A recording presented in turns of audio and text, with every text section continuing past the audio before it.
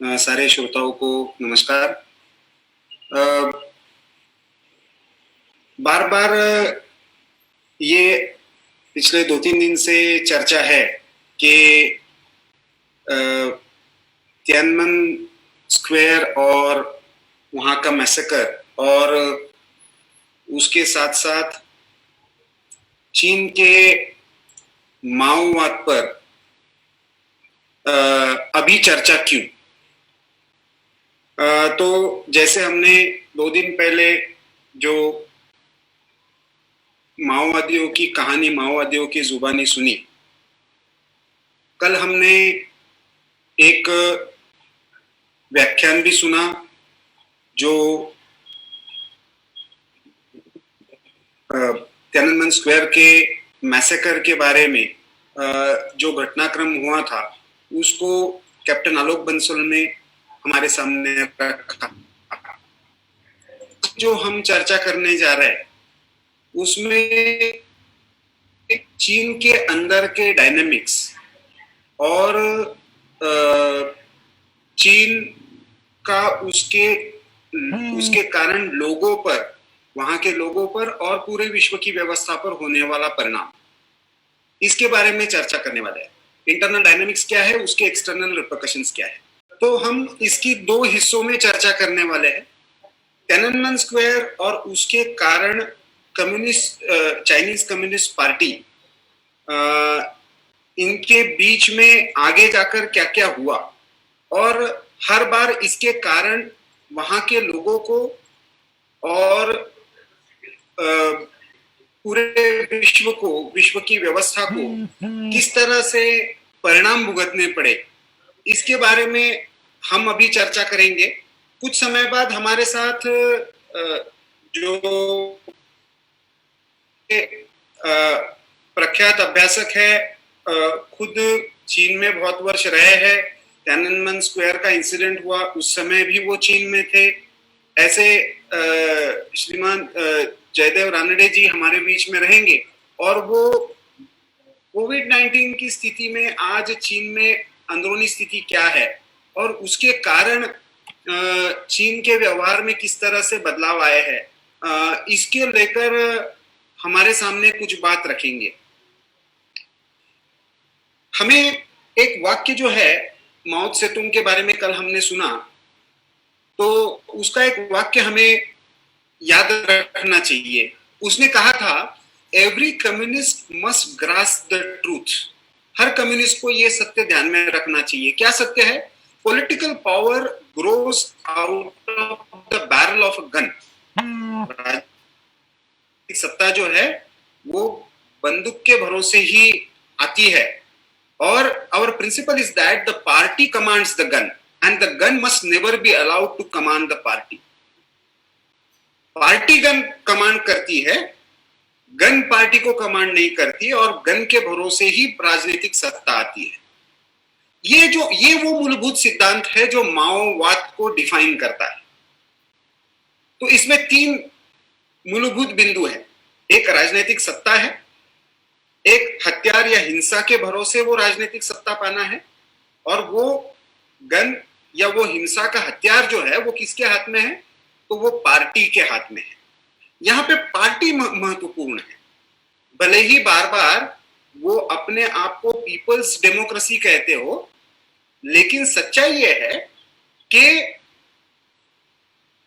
Communist सत्ता कोई भी लोगों के केंद्रित नहीं रही। It was never pro people. वो पीपल के नाम पे काम तो करते हैं, लेकिन सच्चाई ये है कि वो लोगों के ऊपर अत्याचार करके, मानवाधिकारों का उल्लंघन करके, उनको सारे अधिकार नकार के केवल एक पार्टी की डिक्टेटरशिप इसमें रह जाती है।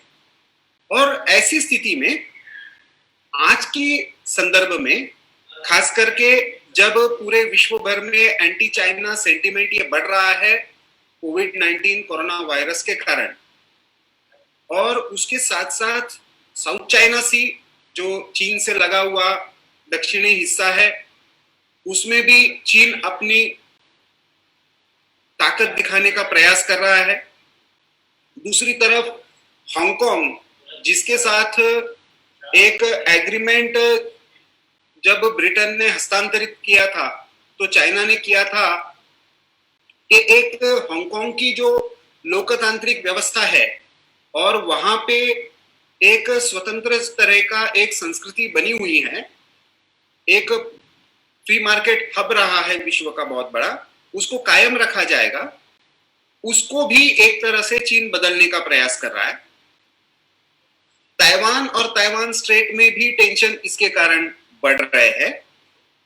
और अब आज जब कोर कमांडर्स की मीटिंग भारत और चीन के हुई है लद्दाख सीमा पर, तो भारत के ऊपर भी चीन दबाव डालने की कोशिश कर रहा है।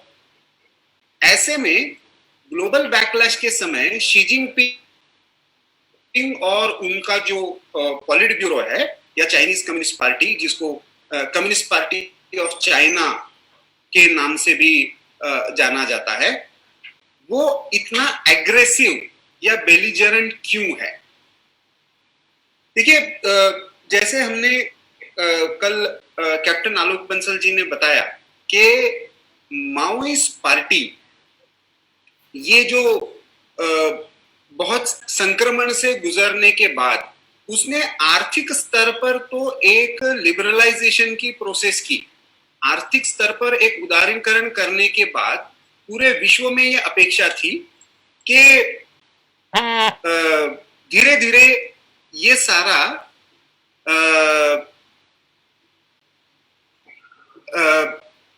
जो संक्रमण का कालखंड है ये अपने आप ही राजनीतिक स्तर पर आगे थोड़ा सा लोकतांत्रिक प्रक्रिया की तरफ ले जाएगा। लेकिन वास्तविकता यह है कि कम्युनिस्ट पार्टी की सत्ता और मजबूत हुई। इसमें 10 वर्ष का जो पहला कालखंड है वो महत्वपूर्ण है, समझने वाला है। डेंग ज़ियाओपिंग ने आर्थिक उदारीकरण की नीति अपनाई और उस समय उन्होंने धीरे धीरे चीन की आंतरिक आर्थिक क्षमताओं को बढ़ाया, जिसको हम कह सकते हैं मोटे तौर पर स्टेट कंट्रोल कैपिटलिज्म, और कम्युनिस्ट पार्टी के कंट्रोल में एक पूंजीवादी व्यवस्था को उन्होंने आगे बढ़ाया। 1999 में जब बिल क्लिंटन, उस समय के अमेरिका के अध्यक्ष, चीन जाने वाले थे, तब उन्होंने ये इच्छा व्यक्त की कि वो ये जानना चाहेंगे कि वहां पे तियाननमेन स्क्वायर में क्या हुआ।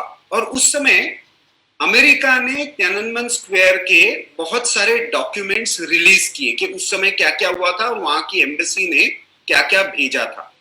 उसमें ये साफ दिख रहा है कि चाइनीज कम्युनिस्ट पार्टी के अंदरूनी हालात जब भी खराब होते हैं और संघर्ष जब बढ़ जाता है सत्ता के लिए, सत्ता में उत्तराधिकारी कौन, इसके बारे में स्पष्ट निर्णय नहीं हो पाता। ऐसी स्थिति में चीन में हमेशा से हिंसा बढ़ जाती है और उसके दो अलग अलग रूप हमें दिखते हैं। कभी कभी वो चीन के ही लोगों के खिलाफ, अलग अलग समूहों के खिलाफ हिंसा का उपयोग करते हैं, तो दूसरी तरफ हम ये भी देखते हैं कि वो हिंसा कभी कभी चीन के बाहर भी पहुंच जाती है। और ऐसी स्थिति में हमें ये ध्यान में रखना चाहिए कि ऐसा चीन ये पूरे विश्व के लिए हानिकारक होता है।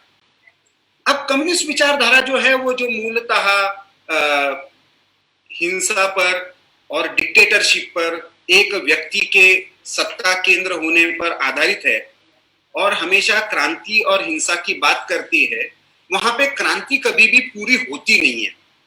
क्रांति के नाम पर अलग अलग हथियार निकाले जाते हैं और उसका उपयोग अलग अलग स्थिति में अलग अलग चीजों के लिए किया जाता है।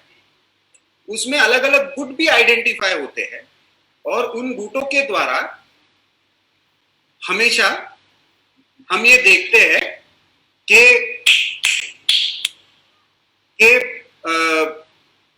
वो हिंसा के हथियार और टारगेट दोनों बदलते हैं।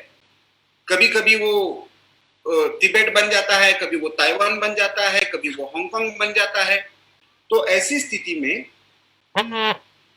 स्थिति में ये ध्यान में रखना आवश्यक है तो कि ये चीनी कम्युनिस्ट पार्टी का अंदरूनी राजनीति और उसके हिंसा का उपयोग, इनका परस्पर संबंध बहुत गहरा है। ये आज इसलिए भी याद आता है क्योंकि ये जो सारा वुहान में हुआ और उसके कारण जिस तरह का एक बदलने का प्रयास वहां पे सारे इन्वेस्टिगेशन में किया गया, चाहे डब्ल्यूएचओ के दुरुपयोग के संबंध में हो या उसके द्वारा जो जो तथ्य सामने आ रहे थे उनको दबाने के संदर्भ में हो, हम बार बार ये देखते हैं कि चीन के द्वारा इसको दबाने के सारे प्रयास आज भी चल रहे हैं।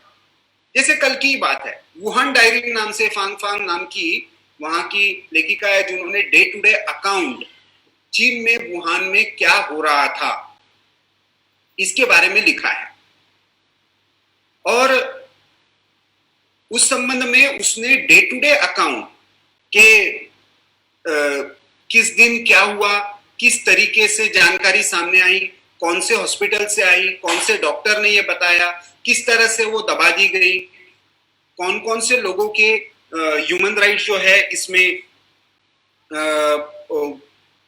जो वायरस के संबंध में कुछ बोलना चाह रहे थे उनके ह्यूमन राइट्स का वायलेशन हुआ।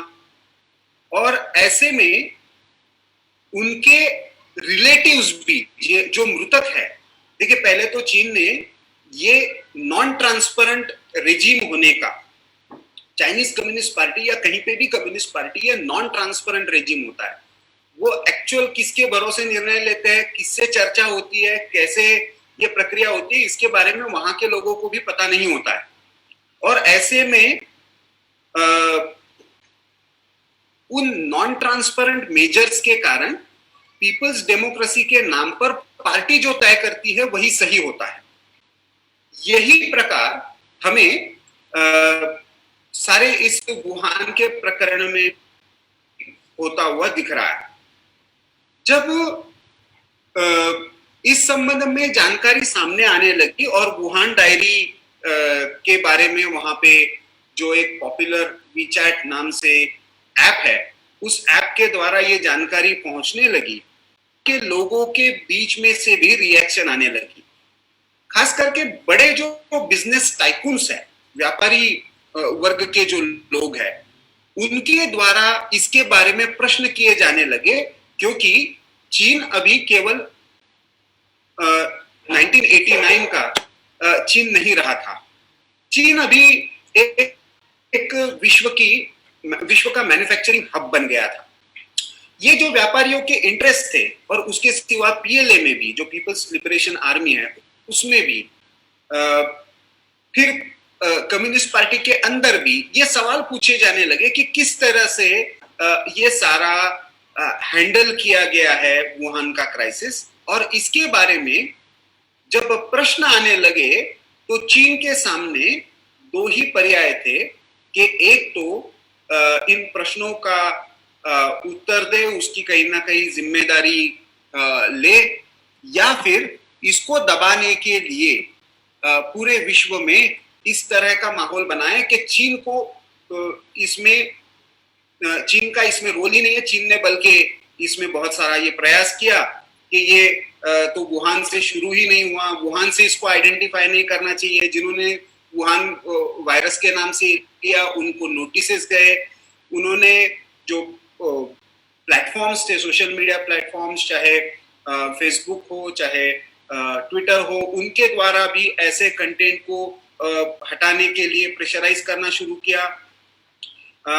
इसके साथ साथ हम ये भी देख पाते हैं कि किस तरीके से आज जैसे हमारे सामने ये आया कि अमूल के ट्विटर हैंडल को हटा दिया गया और फिर ग्लोबल आउटरीच के बाद उसको फिर से चाइनीज एप्स रिमूव करने के बारे में, फिर रिमूव चाइना ऐप और मित्रों नाम से जो गूगल प्ले स्टोर में ऐप थे उनको भी हटा दिया गया। ये सारे typical communist dictatorial techniques use किए गए सारी जानकारी को दबाने के, और ये जानकारी दबाने का प्रयास इस कदर हुआ कि इसमें हम ये देखते हैं कि एक तरफ इंटरनेशनल ऑर्गेनाइजेशंस जैसे कि WHO है उसको मैनिपुलेट किया गया। WHO ने तक फरवरी तक ये कहा कि ये ह्यूमन ट्रांसमिशन से होने वाला वायरस नहीं है।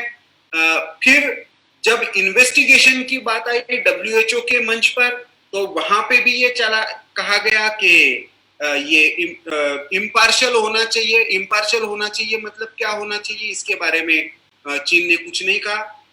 अब हमें ये ध्यान में रखना चाहिए उस WHO का चेयरमैन की जो पद है वो भारत के पास रोटेशन में आ गया है।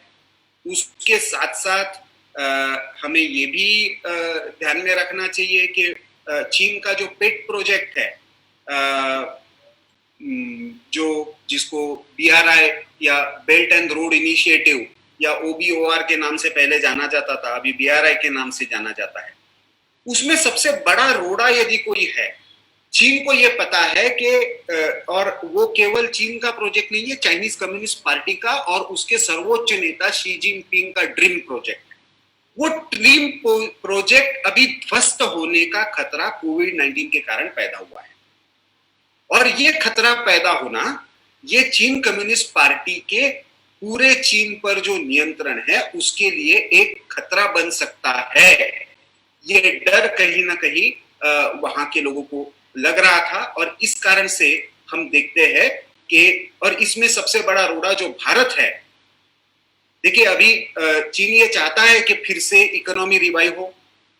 चीन ये चाहता है कि इसके द्वारा जो पूरी तरीके से एक प्रयास चीन ने शुरू किया था अपने आप को एक रिविजनिस्ट पावर के रूप में, कम्युनिस्ट आइडियोलॉजी की और एक ये विशेषता है कि जो कम्युनिस्ट पार्टीज और कम्युनिस्ट आइडियोलॉजी है वो बड़े अच्छे अच्छे शब्दों के साथ अपने आइडियोलॉजी को लोगों के सामने परोसती है। तो उन्होंने अपने आप को एक रिविजनिस्ट पावर, क्या हम चाहते हैं तो पूरी जो विश्व की व्यवस्था है उस विश्व की व्यवस्था में हम एक आमूलाग्र क्रांतिकारी परिवर्तन लाना चाहते हैं, और उस परिवर्तन के द्वारा हम इस व्यवस्था को बदलना चाहते हैं। चीन जो है वो अमेरिका केंद्रित इस व्यवस्था को जो है उसको बदलने का नेतृत्व कर रहा है। अब वो व्यवस्था बदलकर कौन सी व्यवस्था आएगी, तो हमने इसको पहले भी देखा है कि जो पूरा का पूरा चीन को लेकर, कम्युनिस्ट आइडियोलॉजी को लेकर कोल्ड वॉर में जिस तरह का संघर्ष चला, और उस संघर्ष में रशिया जो स्टालिनिस्ट आइडियोलॉजी थी, वो माओइस्ट आइडियोलॉजी के पहले सारे कम्युनिस्टों का एक आदर्श हुआ करती थी, तो उस आइडियोलॉजी ने भी अपने आपको इसी तरीके से प्रस्तुत किया था। अमेरिका की व्यवस्था की अपनी समस्या हो सकती है, उसके अपने जो दुष्परिणाम है वो अमेरिका कुछ हद तक अभी भुगत भी रहा है, लेकिन सच्चाई ये है कि कम से कम वहां पे लोगों को ये पूछने का अधिकार है कि यदि कुछ गलत हो रहा है तो क्या गलत हो रहा है। यहाँ पे हमने, चाइना ने विलिंगली कम्युनिस्ट पार्टी के सारे एपरेटस के द्वारा वुहान में जो कुछ हो रहा था जिससे ये पूरा वायरस का ये फैला है, इसको लेकर जानबूझकर दबाया क्या, इसके बारे में भी वहां के लोगों को पूछने का अधिकार नहीं है। जिन्होंने इसके बारे में आवाज उठाई, उनको उसके बारे में, रूमर मॉन्गरिंग के बारे में, अफवाह फैलाने के संदर्भ में उनको उन पर एक्शन ली गई और उसके द्वारा उनके रिश्तेदारों पर भी दबाव डाला गया। इतना ही नहीं, ये पूरा मामला इस तरह से फैला कि मानो जैसे चीन का इस वायरस की और इस सारी समस्या से कुछ लेना देना ही नहीं है। ये पोजीशन चाइनीज कम्युनिस्ट पार्टी ने और वहां की गवर्नमेंट ने लेना, ये केवल अनडेमोक्रेटिक इस मामले में नहीं आता है, तो बेसिकली ये इररिस्पॉन्सिबल पावर के रूप में चीन उभर रहा है। और कम्युनिस्ट पार्टी जो होती है वो किसी को अकाउंटेबल नहीं होती है। वो पावर जो होती है वो पार्टी के बीच में ही, वो पार्टी के लीडरशिप में कौन कब किस तरीके से कम्युनिज्म को डिफाइन करेगा, उसके आधार पर जो है वो सारा कम्युनिस्ट नैरेटिव खड़ा रहता है।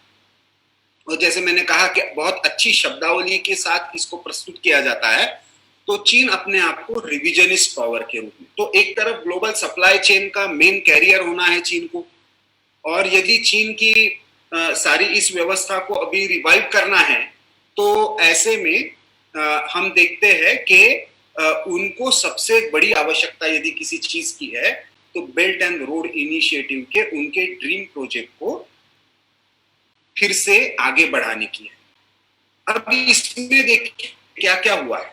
इसमें सबसे पहले अमेरिका और चाइना का ट्रेड वॉर, और ट्रंप इसमें सबसे बड़े एक उसके विरोधक के रूप में सामने आए हैं, जो ओपनली चीन का नाम लेकर उसको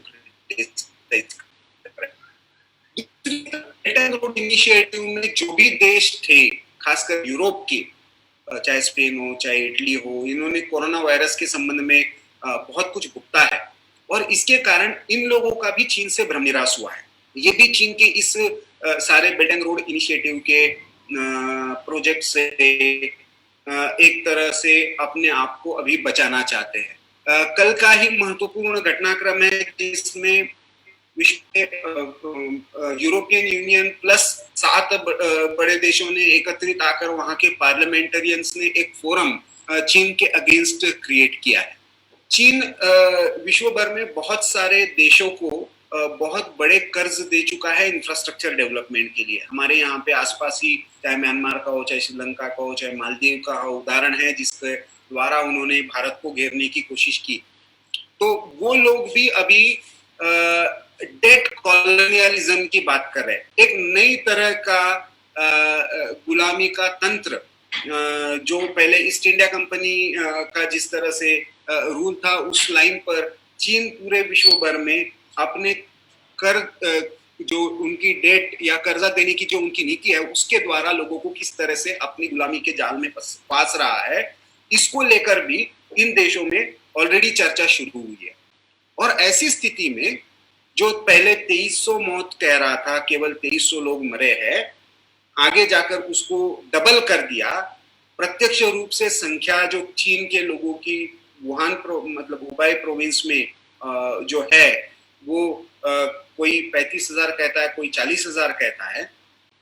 और ऐसी स्थिति में इंटरनल प्रेशर्स शी जिनपिंग पर जो पहले से थे, अब एक्सटर्नल प्रेशर्स भी बहुत ज्यादा बढ़ गए। इसमें बहुत सारे, जैसे मैंने कहा कि बिजनेस हाउसेस का और सारे जो वहाँ के शीर्ष जो सारी इकोनॉमिक एक्टिविटी को लीड करने वाले लोग थे, उन्होंने बहुत प्रश्न खड़े करने की शुरू किए।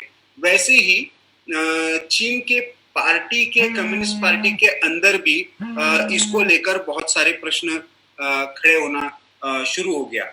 और उसके कारण अभी रिसेंटली चाइना में वहां की नेशनल कांग्रेस हुई, जो सबसे बड़ी लेजिस्लेचर मानी जाती है।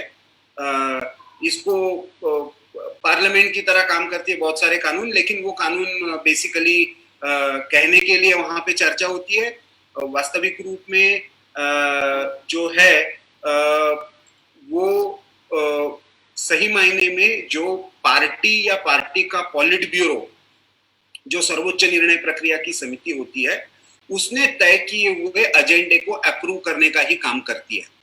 तो वहां पे पहली बार एक शी जिनपिंग और उनके सारे पॉलिट ब्यूरो को एक कोड लाना पड़ा, जिसको उन्होंने सिविल कोड कहा। जैसे भारत में भी हम कॉमन सिविल कोड के बारे में चर्चा सुनते, तब हम सुनते हैं कि हिंदू कोड है या शरिया लॉ है, लेकिन चीन में अभी तक पर्सनल कोड ऐसा था ही नहीं जो लोगों के अधिकारों को ठीक से डिफाइन करे, या जो चीन के लोगों के चाहे विवाह हो, चाहे बाकी सारे संपत्ति के विषयक अधिकार हो, उसको कोडिफाई करने का पहला जो प्रयास है वो किया गया है। लेकिन उसके साथ साथ एक इम्पोर्टेंट नेशनल सिक्योरिटी लॉ भी लाया गया है। जयदेव रानडे जी आएंगे तो उसके बारे में वो ज्यादा चर्चा करेंगे, मैं उसके संबंध में सिर्फ उसने क्या किया, तो उसने राष्ट्रीय सुरक्षा के नाम पर किसी भी व्यक्ति को हिरासत में लेने का या उसके अधिकारों पर बंधन डालने का एक तरह से अनियंत्रित अधिकार चीनी कम्युनिस्ट पार्टी को भी दे दिया, और एक तरह से हम कह सकते हैं कि चीन के सारे जो तंत्र है उसको एक तरह से फिर से एक सुरक्षा कवच, एक तरफ अधिकार दिए गए, दूसरे हाथ से लिए गए। तो मूल मुद्दा यह है कि चीन कम्युनिस्ट व्यवस्था ये कभी भी किसी भी हाल में ये ट्रांसपेरेंट नहीं होती है। जैसे वो सारे जो लोग प्रोटेस्ट कर रहे थे तियाननमेन स्क्वायर में, वो विद्यार्थी मांग क्या कर रहे थे, और भारत के बहुत सारे जो तथाकथित अपने आप को बुद्धिजीवी या कवि के रूप में पेश करने वाले माओवादी भी अपने विद्यार्थियों को क्या बताते हैं, रोड पर आओ, अपने अधिकारों के लिए मांग करो। अरे जिस देश के आदर्श पे ये लोग चलते हैं, वहां पे जब लोगों ने मांग की कि हमें लोकतांत्रिक अधिकार चाहिए, हमें ट्रांसपेरेंसी चाहिए, करप्शन फ्री गवर्नमेंट चाहिए, ऐसी मांग जब वो कर रहे थे, अकाउंटेबिलिटी चाहिए, कोई ना कोई उत्तरदायित्व चाहिए, जवाबदेही चाहिए, ऐसी स्थिति में उनके विरोध में बर्बरतापूर्ण व्यवहार किया गया। हमारे सामने वैसे तियाननमेन स्क्वायर का इंसिडेंट आता है, लेकिन वास्तविकता यह है कि उस समय ऐसे बहुत सारे इंसिडेंट एक साथ चीन में हुए थे जिनके बारे में कभी चर्चा भी नहीं हुई।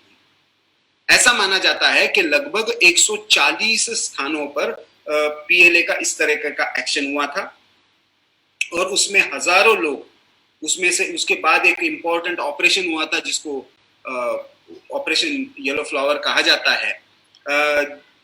कुछ 140 प्रमुख लोकतांत्रिक व्यवस्था के पक्षधर जो स्टूडेंट लीडर थे, उनको उसमें वहां से निकालने के लिए हांगकांग के लोगों ने प्रयास किया था, और उसमें से कुछ लोग आज भी विश्व के अलग अलग देशों में बैठकर चीन में कभी लोकतांत्रिक व्यवस्था आएगी उसके लिए प्रयास कर रहे हैं।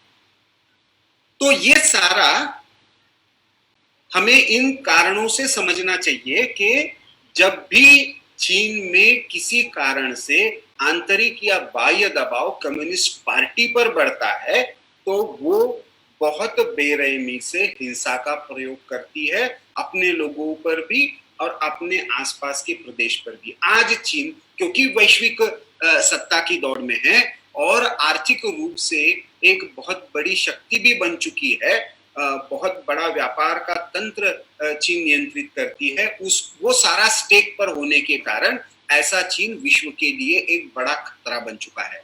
एक आक्रामक कम्युनिस्ट विचारधारा जो पारंपरिक रूप से तो एक्सपेंशनिस्ट थी ही, जो पुराना जो चीन का सारा विचार रहा है, लेकिन इसके साथ साथ जिस तरह से एक तरफ चीन ने पूरे कोरोना वायरस के संदर्भ में WHO से ये डिले कराया declaration of virus being contagious between human beings, मानव के बीच में संक्रमित होने की संभावना है। ये पैंडेमिक है, ये महामारी है, इसको डिक्लेयर करने में भी चीन ने देरी कराई। फिर सारा एयर ट्रैफिक जो चीन से आने वाला था और चीन को जाने वाला था, ये जब रोकने का प्रयास हुआ, जिसमें से भारत एक सबसे पहले शुरू के देशों में से एक था, तो चीन ने उसको ओवर रिएक्शन कहा। वायरस का जब स्प्रेड अलग अलग देशों में होने लगा और जब उनके यहां से जब रिपोर्ट आने लगी तो उन्होंने शटडाउन का मोड अपनाया। फिर जब उन्होंने इंडस्ट्रीज और बिजनेसेस को क्लोज करने के लिए शुरू में कहा और उसके अर्थव्यवस्था पर जब परिणाम दिखने लगे तो उन्होंने सडनली हम रिकवर कर रहे हैं इसके बारे में घोषणाएं शुरू कर दी। और ये सब करते हुए जो चाइना में इन्वेस्टमेंट था, चाहे फॉरेन कंपनीज का था, अमेरिकन लोगों का था, या कुछ सिख इंडस्ट्रीज थी, बिजनेसेस थे जो वेरियस कंट्रीज में, उनको बायबैक करना शुरू किया, उनके शेयर्स लेना शुरू कर दिया। और ये सब करते हुए उन्होंने पूरे वर्ल्ड में इसको कहीं पे भी चाइनीज वायरस ना कहा जाए या वुहान वायरस ना कहा जाए, इसके बारे में सारी ताकत भी लगा दी। ये सब चाइना एक तरफ कोविड-19 के बारे में जब कर रहा है तो हमें ये ध्यान में रखना चाहिए कि तियाननमेन स्क्वायर से लेकर कोविड-19 तक हर बार जब जब चीन में कभी भी किसी भी तरीके का विरोध या सवाल पूछे जाने का एक प्रयत्न किसी भी माध्यम से हुआ है तो उस समय हमें ये ध्यान में आता है कि चीन की इस शासन व्यवस्था ने एक बहुत ही कड़ा हथियार अपनाया है। और वो कभी मैंने जैसे कहा कि इंटरनली एग्रेसिव होता है, कभी एक्सटर्नली एग्रेसिव होता है।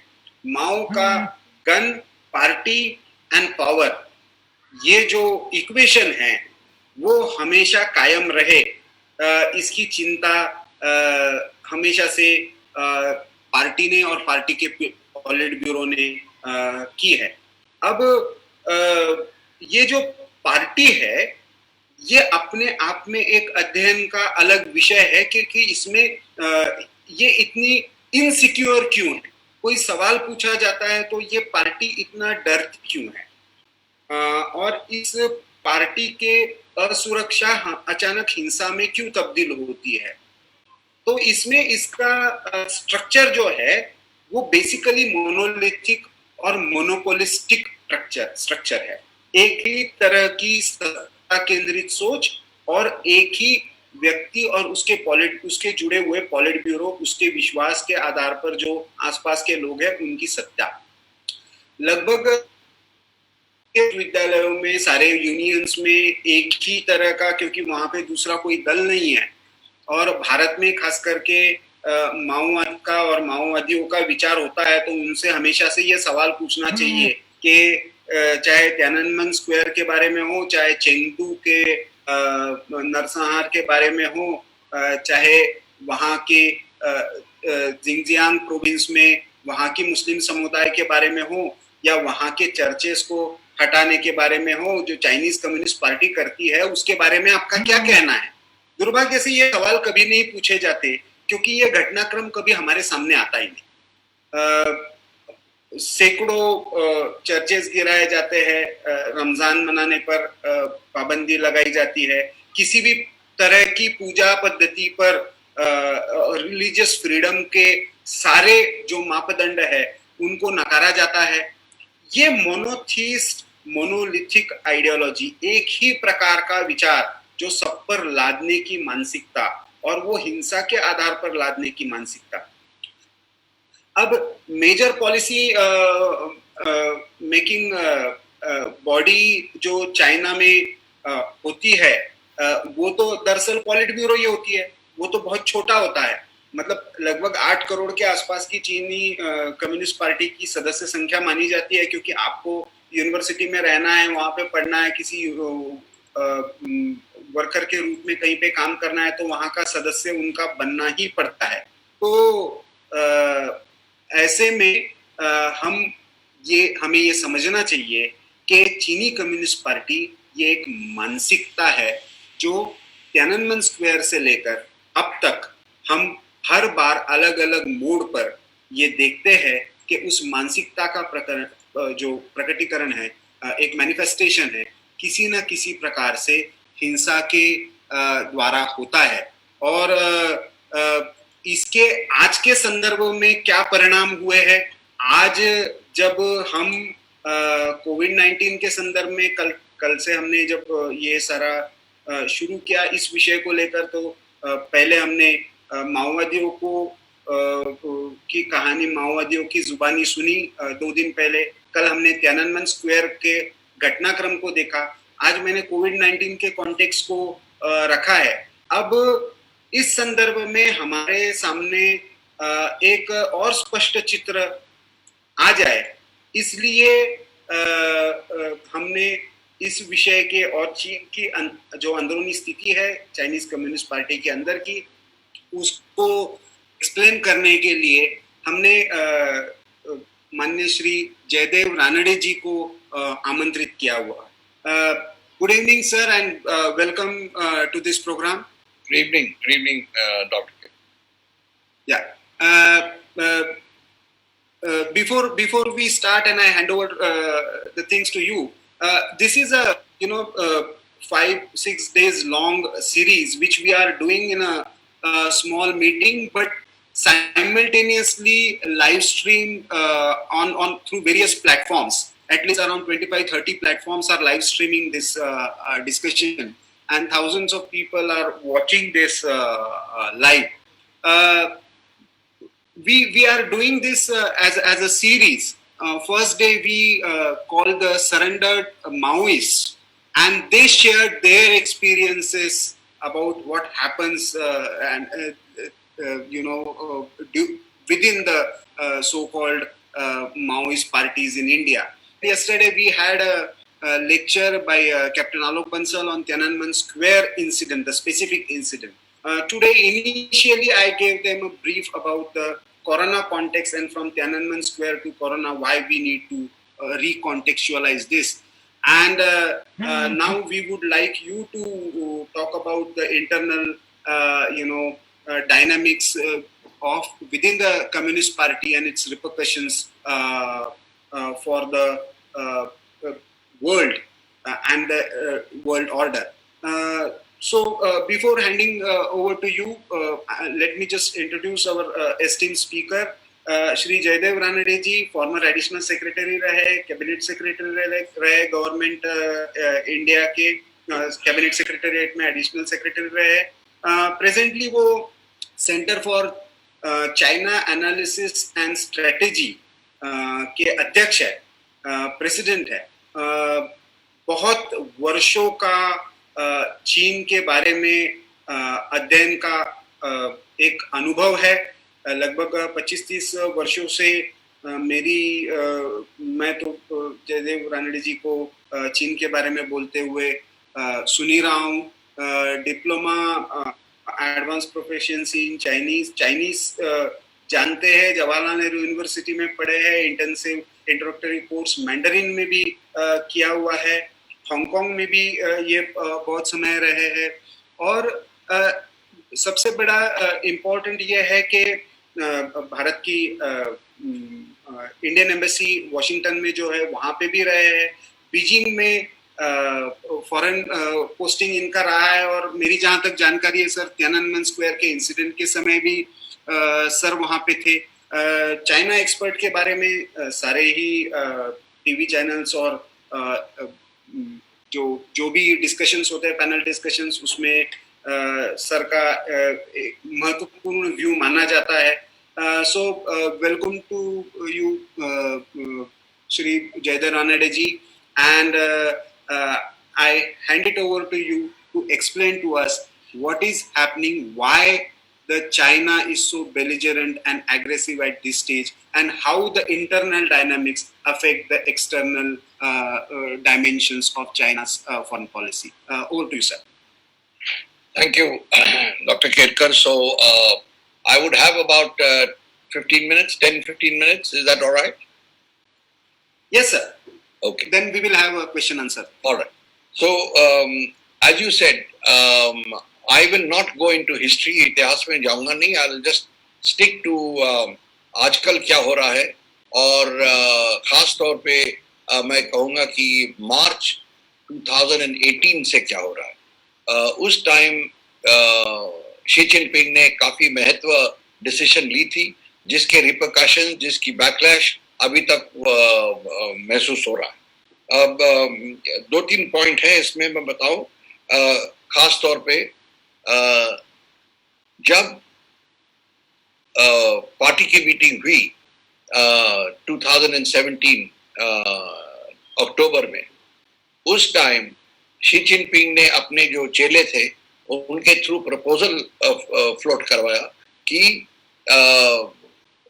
जो टेन्योर्स फिक्स किए गए थे, यानी कि ऊंचे पद के लिए, टॉप पोस्ट के लिए फिक्स टर्म होती थी उसने, और एज लिमिट होती थी. तो उसने ये चाहा कि उनमें रिलैक्सेशन है, और जो टॉप पोस्ट है जिसके लिए स्पेसिफिक टर्म लिमिट फिक्स किया था, या 2 पोस्ट, प्रेसिडेंट और वाइस प्रेसिडेंट, उन दोनों में वो जो टर्म लिमिट थी कि 2 टर्म से ज्यादा नहीं हो सकता है, वो निकाला गया, अबॉलिश किया गया. वो रिकमेंडेशन थी क्योंकि ये पार्टी की कांग्रेस थी. पर चीन में नेशनल पीपल्स कांग्रेस जो है वो उनका वर्जन है पार्लियामेंट का.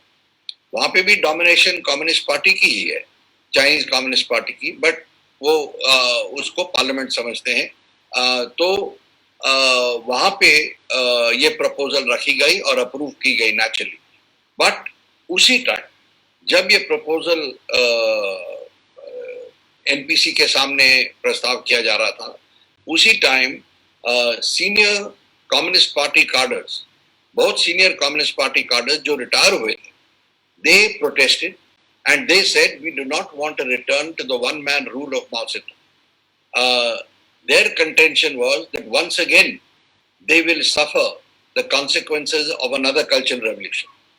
Now here I must mention that a large number of Chinese Communist Party members serving and retired had suffered during the cultural revolution. या वो खुद सफर हुए या उनके फैमिली मेंबर सफर हुए या जो भी, बट बहुत लोगों के मेमोरीज थे उस चीज के, या फ्रॉम पर्सनल सफरिंग या किसी और के सफरिंग. तो वो कह रहे थे कि हमको वो वन मैन रूल नहीं चाहिए. उन्होंने ये भी कहा कि तंग शाओपिंग सोच समझ के ये टर्म लिमिट्स ले आए थे. तंग शाओपिंग का ये कहना था कि जो माओ ने किया वो दूसरों others should not have that ability. So like the great famine, like the great leap forward, नहीं चाहिए था. So he introduced by a convention कि 65 and above they will not be eligible for elevation to higher positions. Similarly, जो president China का है या vice president है वो 2 टर्म करके निकल जाएगा. अब ये पार्टी का चीफ जो है, जनरल सेक्रेटरी, उसके लिए ये टर्म नहीं है. चेयरमैन मिलिट्री कमीशन जो है उसके लिए भी ये टर्म नहीं है. ये भी महत्वपूर्ण पोस्ट है, पर धीरे धीरे जो चीन का प्रेसिडेंट है वो पोस्ट मतलब पब्लिक आई में ज्यादा महत्वपूर्ण माना जाता था. पार्टी में अभी भी general secretary of the party the most important. तो तब से क्रिटिसिज्म जो है, डिस्कंटेंट जो है शुरू हुई. उसके बाद शी जिनपिंग ने ये सोचा, जो पहले भी करते आ रहा था, पर उसने देखा कि ये डिस्कंटेंट बढ़ रही है और उसने सिक्योरिटी मेजर्स पे ज्यादा दबाव है. तो सिक्योरिटी मेजर्स ज्यादा सख्त होने लगे, ज्यादा इंट्रूसिव होने लगे, और खास तौर पे इस पे 2-3 चीजें हैं, जैसे कि फेशियल रिकग्निशन. उसके बहुत सारे कैमरास लगाए गए फेशियल रिकग्निशन के लिए. लोग बहुत नाराज हुए. एक सोशल क्रेडिट मैनेजमेंट सिस्टम उन्होंने तय किया, सब बिग डेटा के हिसाब से, जो इस साल के अंत तक पूरे चीन में लागू हो जाएगा. ये सोशल क्रेडिट मैनेजमेंट सिस्टम जो है, ये जो भी चीन में रहता है, फॉरेनर हो या चाइनीज हो, जो भी रहता है उसको एक नंबर दिया जाएगा। उसके जो नेबर्स कहते हैं, जो उसका बिजनेस ट्रांजैक्शन है, उसके बारे में जो बच्चे कहते हैं, जो भी है, ऑल राउंड मतलब 360 डिग्रीज डेटा कलेक्ट करके उसको एक नंबर देंगे और उस नंबर पे डिपेंड होगा कि वो किस टाइप का नौकरी करेगा, कहाँ रहेगा, वो बस से जा सकता है या फ्लाई कर सकता है, उसके बच्चे कॉलेज जा सकते हैं या नहीं, कौन से स्कूल में जा सकते हैं, यानी कि टोटल कंट्रोल हो जाएगी। लोग उससे भी काफी नाराज हैं। तो ये चीजें जो हैं, ये प्रेशर बढ़ने लगे। फिर जो इसने पार्टी को इसने ये कहा कि east west north south and centre the party is everything, यानी कि the party will control everything. और उस हिसाब से उसने कहा कि moulding the individuals mind is the most important task of the party. So party के जो मेंबर्स थे, पार्टी के जो कार्डर्स थे, उनको उसने कॉलेज कैंपसेस, स्कूल कैंपसेस में भेज दिया। ये हालत हुई चाइना में कि 2018 से प्राइमरी स्कूल के क्लासरूम में भी पार्टी मेंबर बैठता था, ये देखने के लिए कि टीचर जो है वो क्या पढ़ा रहा है, वो ज्यादा वेस्टर्न लिबरल इन्फ्लुएंस में तो नहीं आया। फिर उसकी क्रिटिसिज्म होती थी बाद में अगर ऐसा हुआ। लाइब्रेरीज के किताबें छानी गई कि कौन से किताब ज्यादा लेफ्ट लीनिंग है या लिबरल है या क्या है।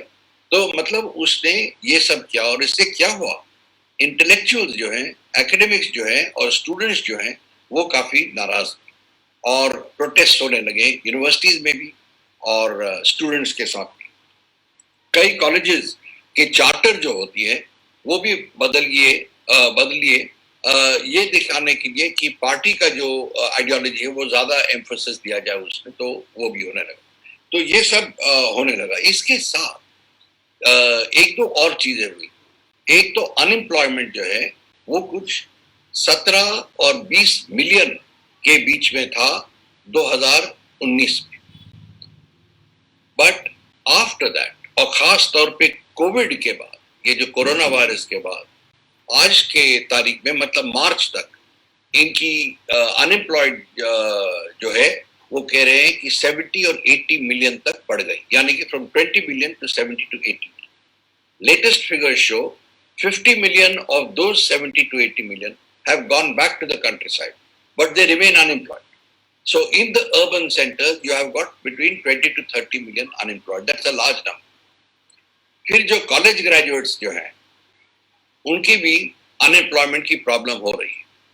और यहाँ ये खास बात यह है कि ज्यादातर 1979 से वन चाइल्ड पॉलिसी लागू हुई, तो जो कॉलेज जाते हैं by and large they are single children, one child.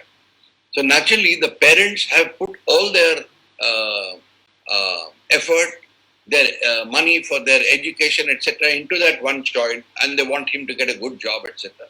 Now if that itself is in question, there is a lot of discontent and resentment that develops, and that is what began happening. So at the National People's Congress meeting that just finished on the 28th of May, Li Keqiang's work report in fact specifically told all governments and administrations to make special provision to see that college graduates are accommodated and given employment as far as possible.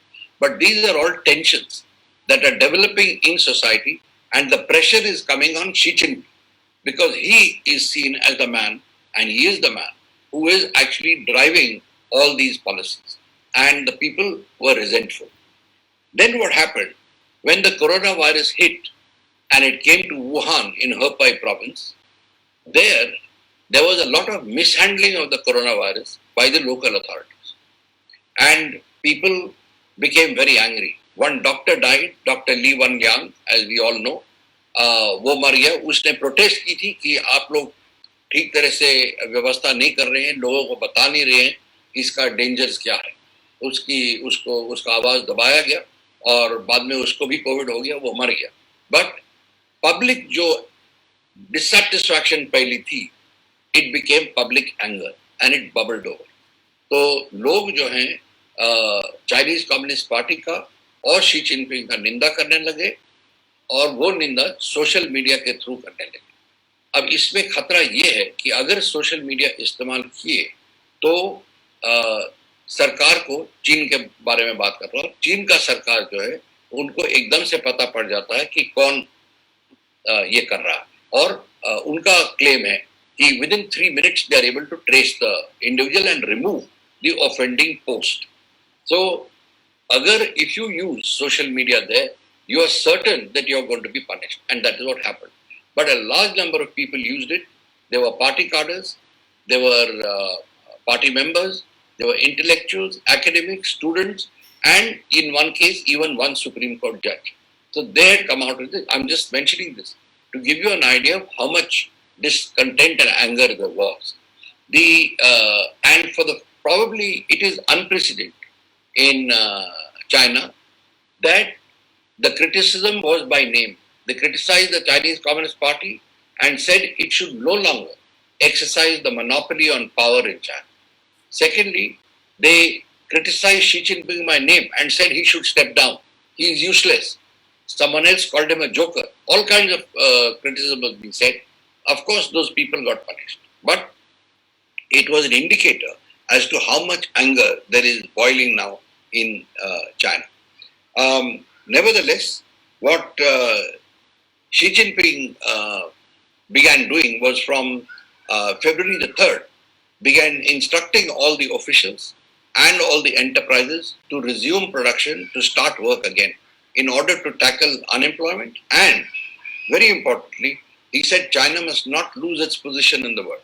We must continue to be the manufacturing center. We must continue to add to our wealth and have economic growth. Now that is very difficult. But I will just not go into detail, but I will just mention to you what one economist said recently at a meeting about 3 months ago, where they were discussing what to do. Two issues. One, whether they should mention a growth rate or not for GDP in this year's work report of the government. And second, as to how quickly they can resume economic production and improve their trade. So this economist said, he said, look, जब तक US and Europe उनकी economies ठीक नहीं होती है और pickup नहीं होती है, आप भूल जाइए, आपको ना ऑर्डर्स मिलेंगे, ऑर्डर्स नहीं मिलेंगे तो आपका प्रोडक्शन नहीं होगा, प्रोडक्शन नहीं होगा तो वेजेस नहीं पे करेंगे, आपका रिसेशन आने का संभावना है. That was his warning to the people. Second was कि whether they should have a growth rate or not, और जैसा हुआ है growth rate उन्होंने mention नहीं किया. First time in 26 years they have not mentioned a growth rate this time. So that indicates to you, despite what people say, that China's economic condition is pretty bad, even now. China, of course, and here I'm saying, the Chinese Communist Party, it's a big organization. A lot of people are dependent on the Chinese Communist Party. Even those who have retired, even those who are unhappy, they owe everything to the party. So in their mind, whatever happens, the party must survive. And that brings the heat on Xi Jinping. So Xi Jinping is aware of that. He is trying to retrieve his position, which is why he wanted the economy to pick up again. और इसके साथ एक perception develop होने लगी लोगों के बीच कि जो 2 सेंटेनरी गोल्स प्रॉमिस किए गए थे, 2 सेंटेनरी गोल्स मतलब पहला तो उन्होंने चाइना ड्रीम प्रॉमिस किया. चाइना ड्रीम के 3 हिस्से हैं. उन्होंने कहा पहला कि हम चीनी लोग जो है उनको वेल्दी बना देंगे,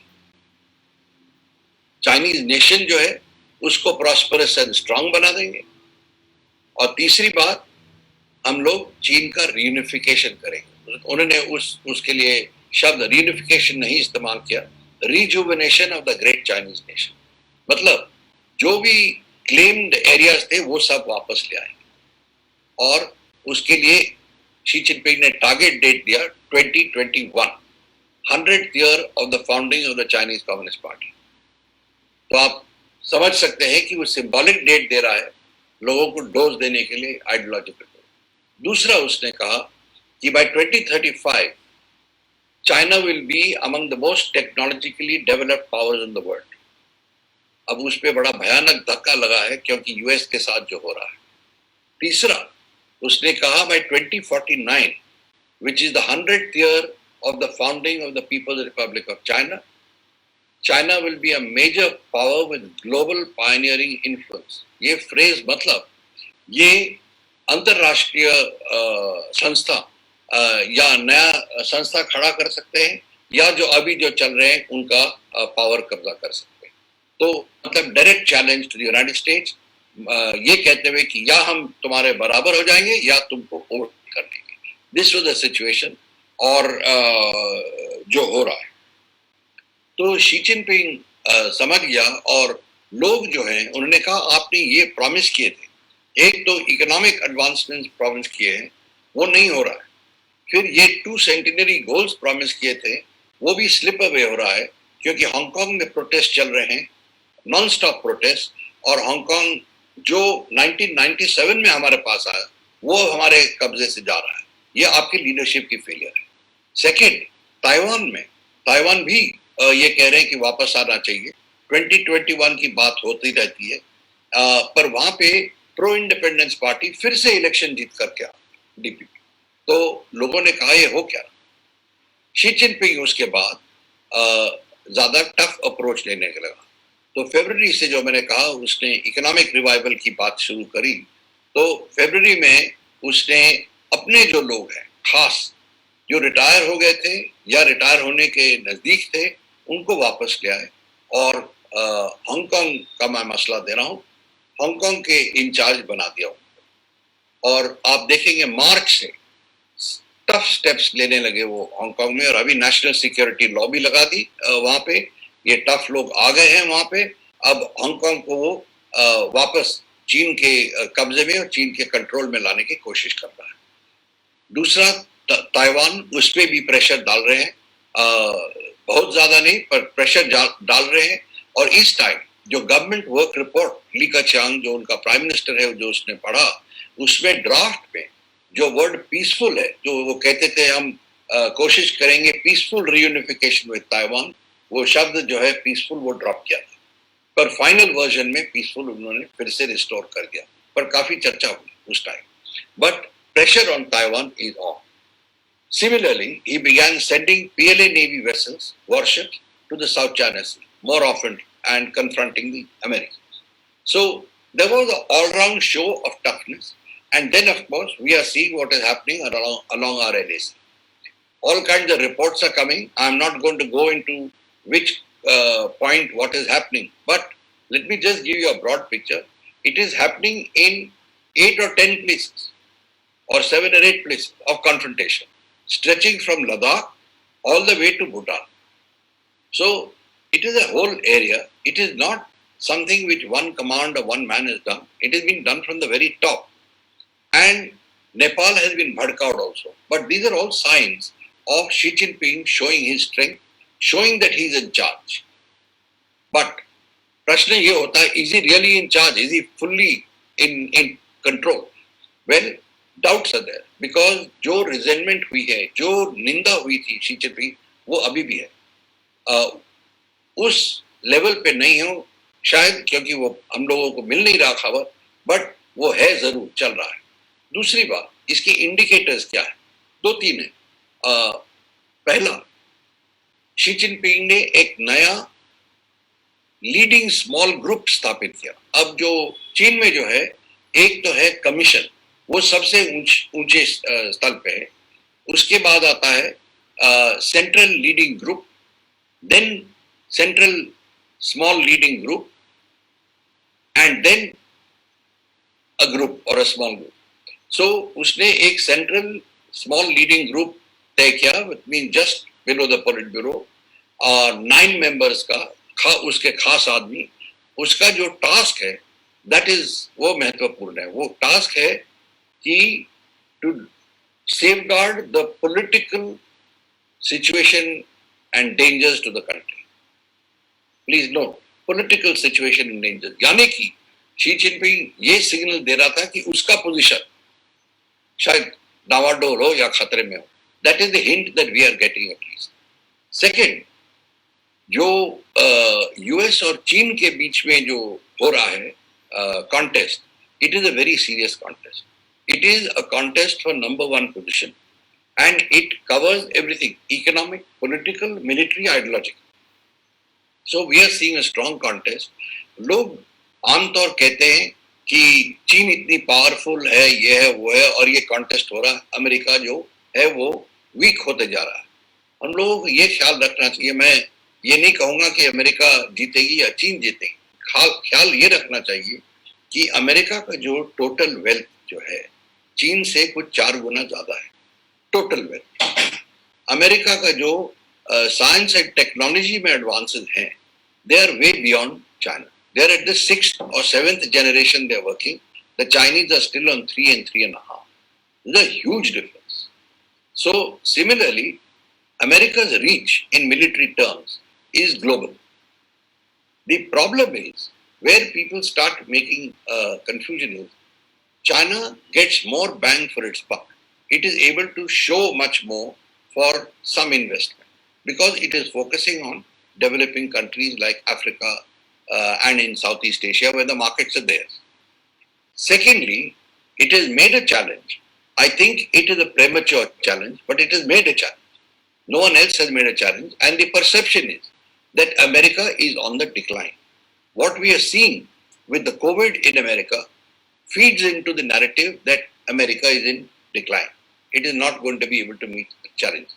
But if you look at the American state, they are fighting back. They are sending warships everywhere, etc. So it is going to be a long contest. I don't think it is a small one. Xi Jinping realizes कि ये बहुत serious contest है. वो ये तो नहीं कह सकता that I have made a mistake. So it's still serious.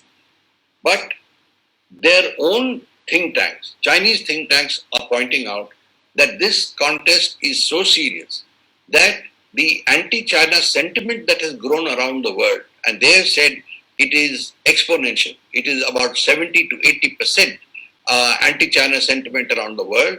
They're saying that will be used by the United States to precipitate or accelerate the recession and create social upheaval in China. यही sentiment उनकी जो PLA daily है, उनकी army की जो daily है, उन्होंने भी वही कहा, and that has created a problem. So finally, let me just say that Xi Jinping sees COVID as an opportunity. कि ठीक है, पूरी दुनिया जो है, it is वो परेशान है. इसमें हम मेडिकल सप्लाईज, मेडिकल इक्विपमेंट देंगे लोगों को, अपना पोजीशन बनाएंगे. सेकेंडली, वो कह रहा है कि देखो, we have handled COVID. Our system of governance is the best. You must take it from us and utilize that. And he hopes that by this they will be able to build up the necessary strength and capability. But their own government, their own think tanks are warning them that the amount of anti-China sentiment that there is, that has to be overcome first and foremost before China can hope to move ahead. So I'll stop here. But all I'm saying is that Xi Jinping himself, though he's a tough man, he has seen his father being purged on 3 occasions. He himself has suffered. His mother has been humiliated in front of him. He has lost an elder sister. She was killed. He is a very tough guy. Despite all that, he joined the Chinese Communist Party without a godfather, and then he rose. Of course, the godfather came back later in terms of his own father. But for a man like that, he is not going to give up very easily. So we are seeing China at a critical juncture today where it is under pressure, but it has a very tough leader there. So when we are looking at China, we have to keep these factors in mind and then craft out our own policy. So I'll stop here and I'm open for any questions. Thank you. Thank you. Thanks a lot, sir, for this, very comprehensive and still pinpointed argument. I'll just start with a couple of questions from my side, and then we will take questions from the audience. You have rightly pointed out that many think tanks in China itself are talking about the anti-China sentiment.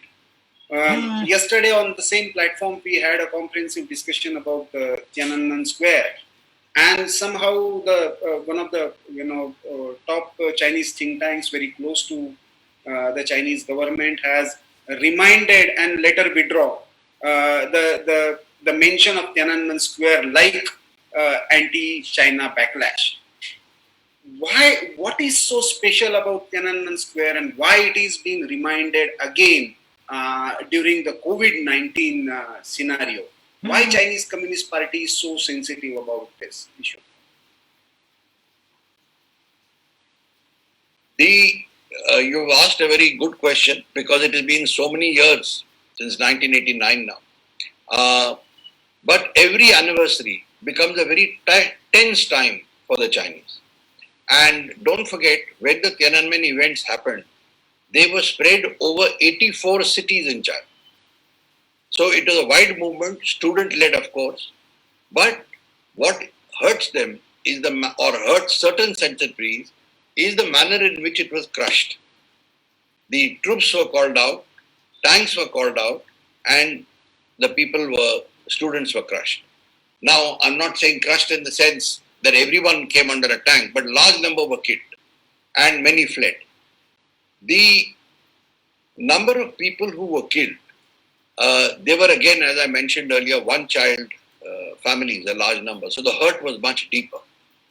But it represented a call for greater democracy. That was one part. The second was that it reflected an inner party struggle. It was a struggle between Zhao Ziyang, who was the premier, and who was the general secretary, and Li Peng, who was the premier.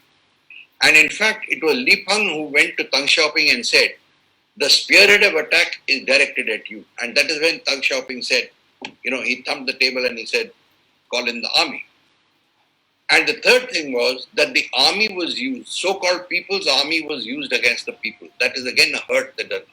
Now, the party's problem is that they labeled it a counter-revolutionary rebellion. They labeled that because that is probably the highest curse in the Chinese system. Now, they labeled that because Zhao Ziyang, as head of the party, was leading that inner party conflict. Now, can they reverse that counter-revolutionary rebellion charge? That is the biggest thing, because they feel that by reversing it, they are also vilifying or criticizing Deng Xiaoping. So they are unwilling to do that, and that is one of the reasons for the sensitivity of the Tiananmen movement. These three put together shows you the scale and what has happened. So that was the main. I was in the square at that time, so I can tell you when they say that, in fact, I left as the first shots were fired. But I can tell you that when they say that we didn't kill anyone in the square, they are more or less correct, because in the square itself, there were, I think, just a couple of people who were killed. But the shooting happened around the square and in the areas leading up to the square. That is where large number. Sir, we have seen this, that whenever there is a struggle within the party, जब अंदरूनी कुछ इसमें leadership को लेकर struggle होता है, ये हमने कल्चरल रिवॉल्यूशन के समय भी देखा, फिर तियाननमेन स्क्वायर के समय भी देखा, इस समय भी जैसे आपने 2017 के बाद का सारा घटनाक्रम बताया, तो इसमें भी बहुत सारे लोगों का मानना था कि पीएलए और सीसीपी और पॉलिट ब्यूरो के बीच में और पॉलिट ब्यूरो और कम्युनिस्ट पार्टी के अन्य गुटों के बीच में भी कुछ तनाव की स्थिति, क्या यही कारण एक रहा है कि कोविड-19 एक अपॉर्चुनिटी के रूप में शी जिनपिंग और पॉलिट ब्यूरो दिख रहा है कि कंसोलिडेट करने के लिए, सारे डिफरेंसेस कवर अप करने के लिए? नहीं, मेरे ख्याल से जो कोविड हुआ, जो डिफरेंसेस ऑलरेडी थे, जो बेसिकली जो डिससैटिस्फैक्शन थे, जो एंगर थी, वो उसने एक सर्ज दिया, वो उबल पड़ा। पर जो आप बात कर रहे हैं, ये इनर पार्टी डिफरेंसेस, ये जो निंदा हो रही है शी जिनपिंग की और हुई थी, जैसे मैंने कहा, पार्टी मेंबर्स, पार्टी कार्डर्स भी उसमें शामिल थे, एकेडमिक शामिल थे, ज्यादातर पार्टी के मेंबर्स थे। पर इसका महत्वपूर्ण ये है कि with all that criticism, Xi Jinping, of course, hit back. He's still there. But 2 points मैं इसमें जिक्र करूं। चाइनीज वेब पे जो है 3-4 प्रोटेस्ट लेटर्स जो मैंने देखे आए, अलग अलग टाइम पे, लास्ट बीइंग 1 मई, और ये एड्रेस थे सब एनपीसी के मेंबर्स के लिए, मतलब उनकी जो पार्लियामेंट है सब मेंबर्स के लिए एटसेट्रा।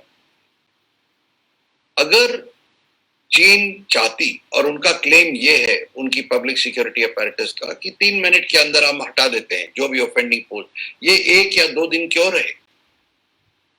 यानी कि अंदर कोई ना कोई सिंपैथेटिक तो था मिनिमम, शायद ज्यादा लोग सिंपैथेटिक हो, पता नहीं, और इसीलिए ऐसा लग रहा है।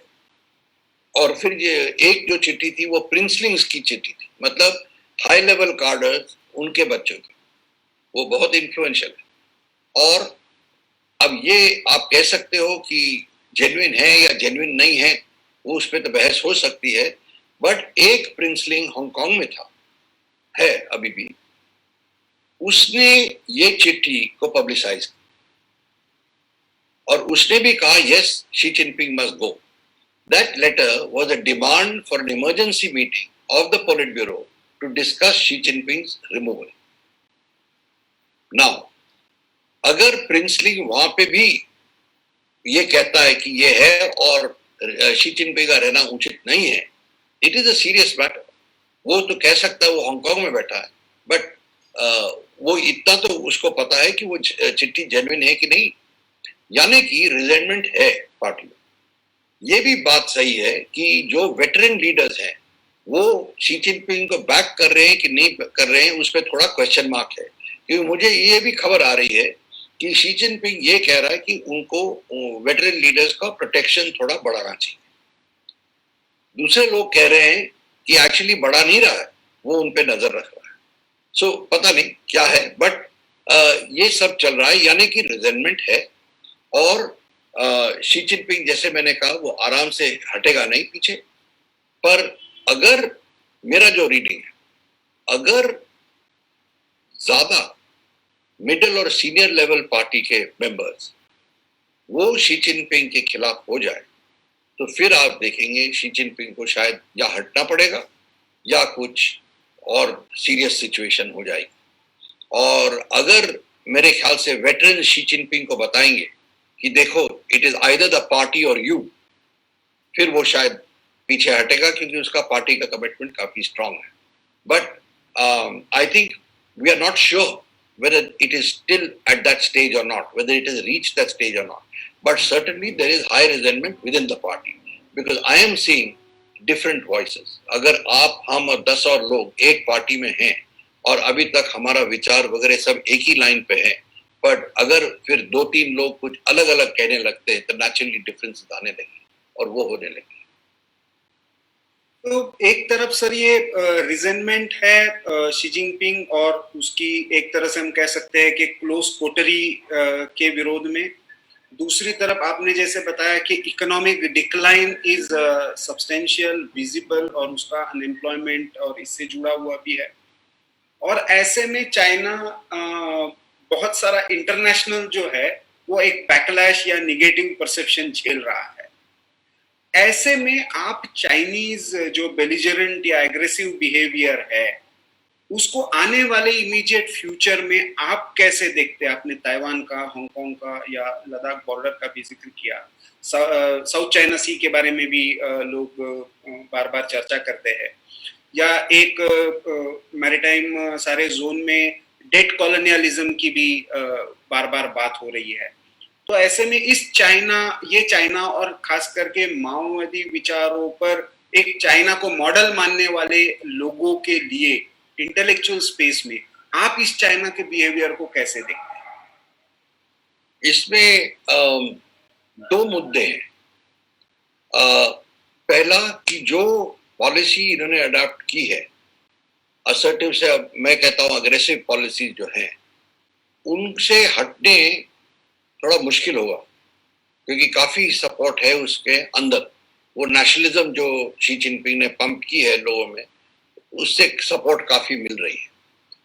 पर दूसरे हाथ पे ये है कि अमेरिका के साथ जो इनका कॉन्टेस्ट चला हुआ है, जिसमें अमेरिका का स्ट्रेंथ जो है वो इनको हर्ट कर रही है, इनकी इकोनॉमी को हर्ट कर रही है।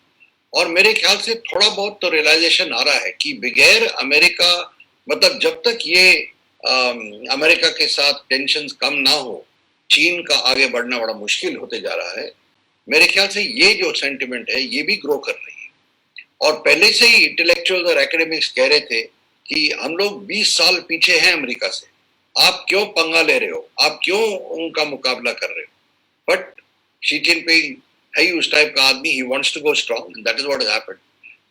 But I think a lot depends on America, और वहां पे अगर इनको लगा कि थोड़ा बहुत कंसेशन करें अमेरिका के लिए, और फिर टेम्परेचर्स काम डाउन हो जाते हैं, तो वो ये करेंगे। और इसीलिए वो साउथ चाइना सी और ताइवान दोनों में उन्होंने हिंट दिए हैं कि शायद कंसेशन हो सकती है, पर अमेरिका ने कुछ उसका बात का मतलब उनको पिकअप नहीं किया उन पॉइंट्स को, क्योंकि मेरे ख्याल से अमेरिका भी मूड में नहीं है कंसेशन करने के लिए और मेकअप करने के लिए। अमेरिका का अब एजेंडा, जहां तक मेरे को पता है, जो मैं देखता हूँ, अमेरिका अब समझ गई है कि चीन जो है एक पीसफुल नेशन नहीं है, वो उनका राइज जो है पीसफुली नहीं होगा। उनका जो एजेंडा है to, as I said, reunify China, वो तो है ही है। उनका जो एजेंडा है to be a dominant power, वो भी है। तो अब दो पहाड़ पे दो शेर नहीं हो सकते, एक ही हो सकता है। वो माओ ने भी कहा है, वो मेरे ख्याल से अमेरिकन भी जानते हैं, तो वो कहते हैं हम ही रहेंगे, आप नहीं आ पाएंगे।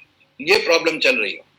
तो अब चीन में जो असर्टिव और स्ट्रांग लीडर है वो शी जिनपिंग है। तो अब मैं फोरकास्ट कर रहा हूं आपके साथ कि अगर मेरे ख्याल से सिचुएशन काफी और टेंस हो जाए, नियर कॉन्फ्लिक्ट हो जाए, तो फिर अगर चीन में टेंशन्स और बढ़े, अंदरूनी टेंशन्स और बढ़े पार्टी के अंदर, they may offer that Xi Jinping will step down in order to bring temperatures down. That might happen.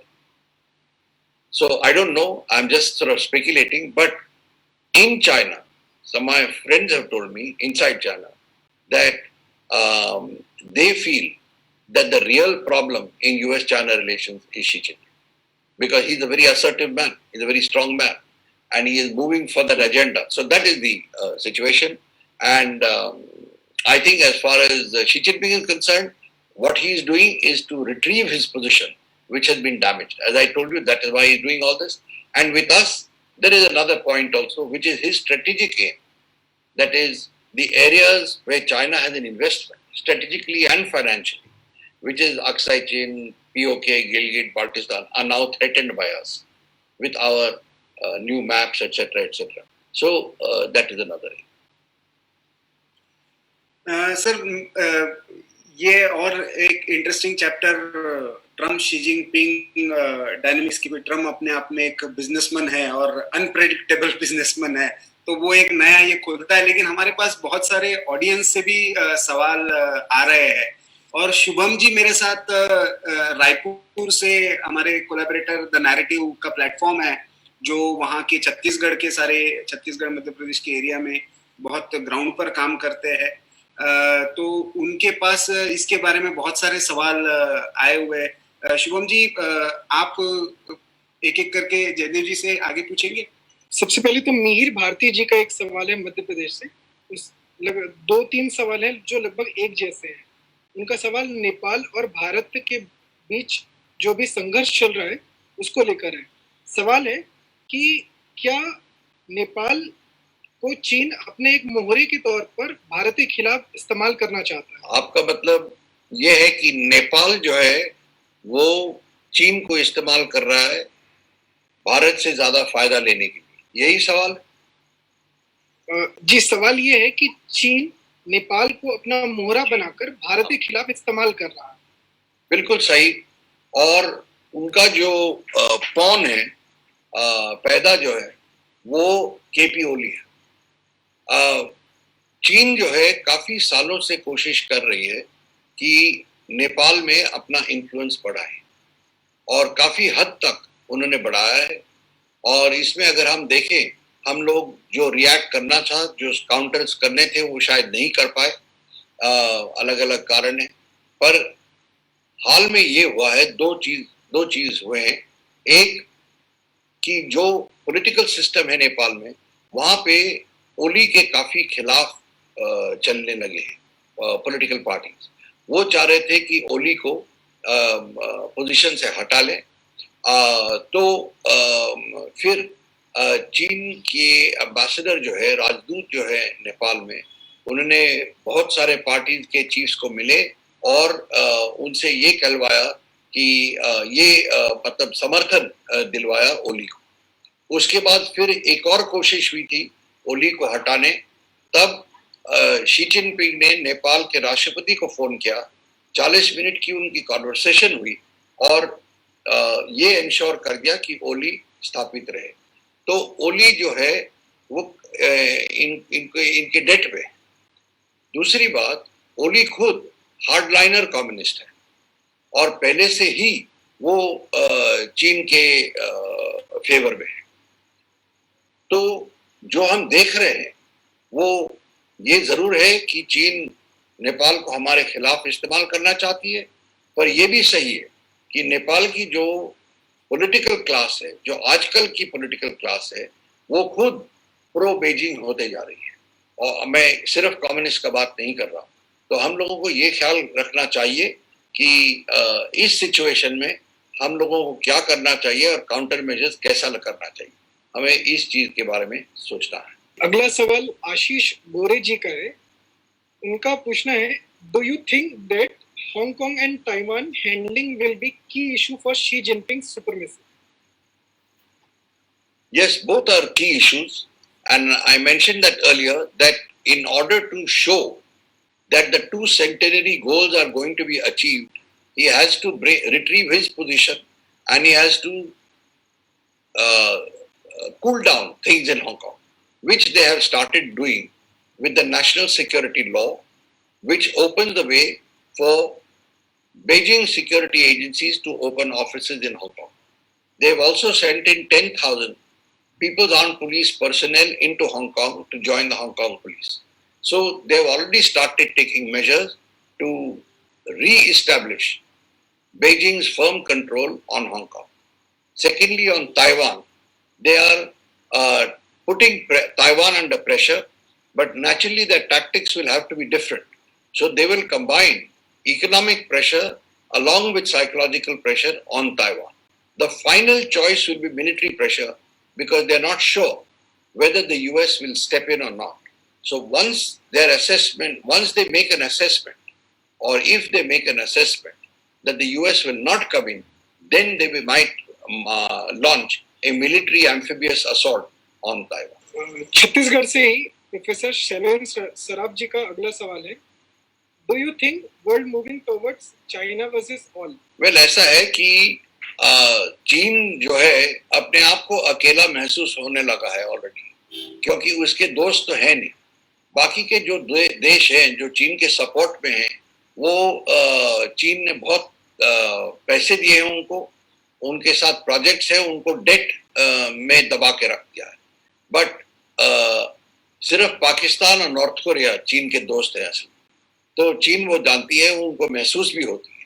But जो एंटी चाइना सेंटिमेंट बढ़ते जा रही है विश्व में, जो जैसे मैंने पहले जिक्र किया है, चीन के ही अखबार और थिंक टैंक्स कह रहे हैं कि ये बड़ा हाईली एक्सप्लोसिव सिचुएशन हुआ है और they might create social अपीवल in China. ये बड़े सीरियस सिचुएशन है और चीन का ये प्रयत्न है कि वो एंटी चाइना सेंटिमेंट को कूल डाउन करे, उसको काउंटर करे, और ये उनका कोशिश है। अब सक्सीड हो सकते हैं कि नहीं, वो देखेंगे आगे, बट मेरे ख्याल से चीन के लिए काफी डिफिकल्ट टाइम होगा आगे चल। अगला सवाल रोहित कुमार जी का है। उनका पूछना है कि वर्तमान में जो एलएसी में जो संघर्ष चल रहा है चीन के साथ, उसके पीछे क्या शी जिनपिंग डायरेक्टली इन्वॉल्व है? ऐसा शायद आपका कुछ बयान था कुछ दिनों पहले, तो उससे संबंधित ये सवाल है। तो मैं तो अपना जो असेसमेंट है वो तो बदलूंगा नहीं बट जरूर, और मैं उसका कारण भी दे सकता हूँ कि ये जो 7 या 8 पॉइंट्स में कॉन्फ्रंटेशन हुई है, उसका अगर आप थोड़ा बैकग्राउंड देखें तो गोरा से गलवान, पेंगोंग, दमचौक चुशुल और नाकुला नॉर्थ सिक्किम में, ये सब प्रेशर पॉइंट्स हैं। साथ में नेपाल को भड़काया गया। तो ये काफी लंबी स्ट्रेच है, कुछ 1200 या 1150 किलोमीटर्स की स्ट्रेच है वेस्ट ईस्ट। वो एक बात। दूसरी बात, उसमें 3 मिलिट्री सब डिस्ट्रिक्ट्स इन्वॉल्व हैं, हथियन, नारी जो आली कहते हैं, और शिगात्से। इन दोनों के ऊपर है 2 मिलिट्री रीजन, सिंचियांग और टिबेट। टिबेट शिगात्से को देखती है और सिंचियांग मिलिट्री रीजन जो है हथियान और नारी को देखती है। ये सब वेस्टर्न थिएटर कमांड में आती है, पर ये सब को मोबिलाइज करने में सेंट्रल मिलिट्री कमीशन का परवानगी की जरूरत है, और सेंट्रल मिलिट्री कमीशन के अध्यक्ष शी जिनपिंग है। दूसरी बात, जो नेपाल को भड़काया गया, जो एफर्ट्स किए गए, बड़ा कोइंसिडेंटल टाइमिंग थी। अगर आप कहें कि नहीं कोइंसिडेंस है तो हो सकता है, मेरे ख्याल से कोइंसिडेंस शायद ना हो, और इसीलिए हमारे आर्मी चीफ ने भी उसका हिंट दिया था। तो अगर वो है तो किसी ने डायरेक्शन दिया है चाइनीज फॉरेन मिनिस्ट्री को कि ये करवाने के लिए। और सिविलियन एक्टिविटी भी हुई रुद्रपुर, उनके जो पब्लिक सिक्योरिटी पर्सनल जो हैं वो सब उनको ट्रेनिंग वगैरह दी गई। तो यानी कि ये कंबाइंड एक्शन है, ये सिर्फ हाई लेवल की अप्रूवल से हो सकती है। और जो चाइनीज आर्मी है उसमें जो आदमी वेस्टर्न जो भी थिएटर कमांड का कमांडर है वो बगैर परमिशन का कुछ करेगा नहीं। 2 कारण है, एक तो उनका सिस्टम जो है बहुत टाइट है, उसमें 2 लोग रहते हैं हमेशा, एक तो कमांडर है और उसके साथ ही एक पॉलिटिकल कमिश्नर जो political line of the party implement करता है। दोनों को साथ में चलना पड़ेगा।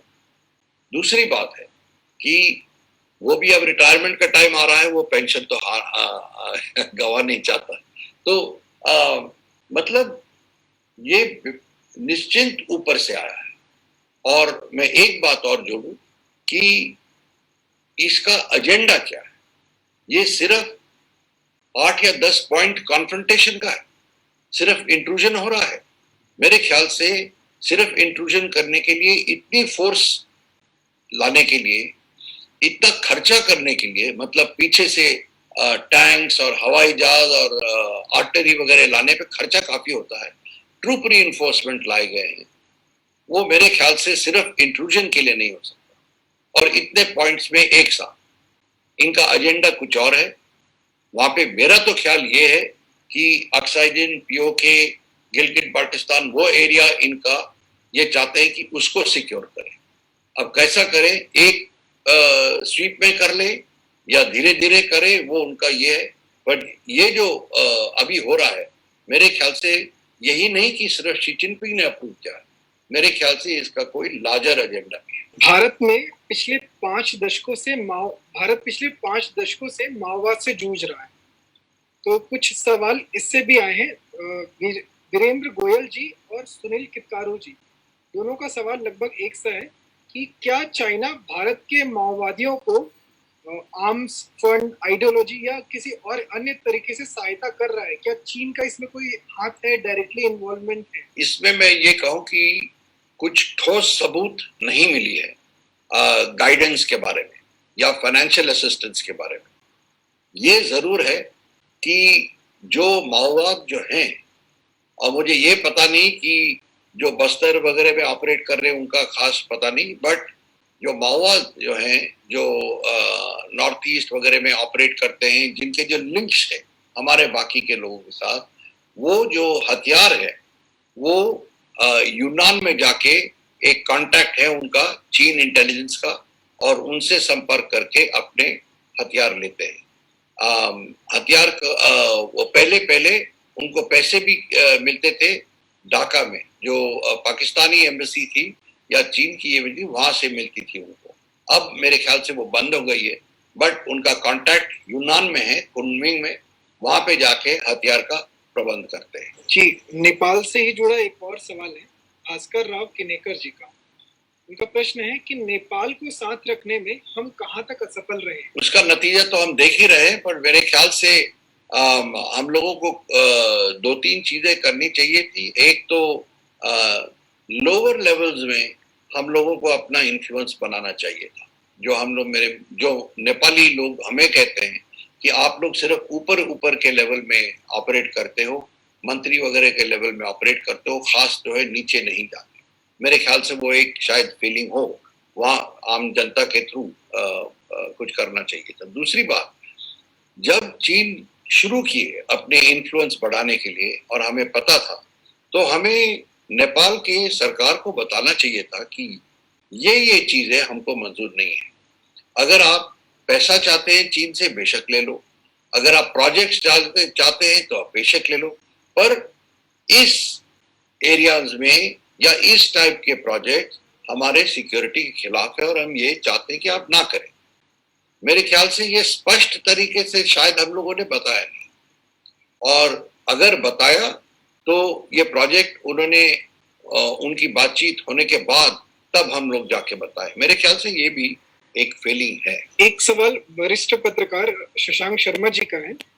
उनका पूछना है कि एक समय में चाइना का चेयरमैन हमारा चेयरमैन, ये भारत की कम्युनिस्ट पार्टियां कहती थी। वर्तमान में कम्युनिस्ट पार्टियों का और विचारकों का चीन से किस प्रकार का संबंध है? उनके अभी भी काफी घनिष्ठ संबंध है। मतलब एक बंदा जो है वो बीजिंग से डायरेक्शन लेता है, दूसरा मॉस्को से लेता है।